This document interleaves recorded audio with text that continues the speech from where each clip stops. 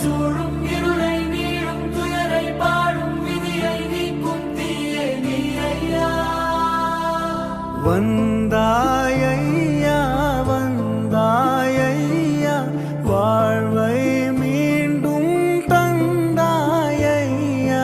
வந்தாயையா வந்தாயையா வாழ்வை மீண்டும் தந்தாயையா.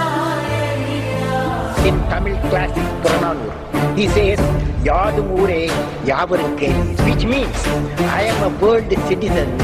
Every citizen is my own kith and kin.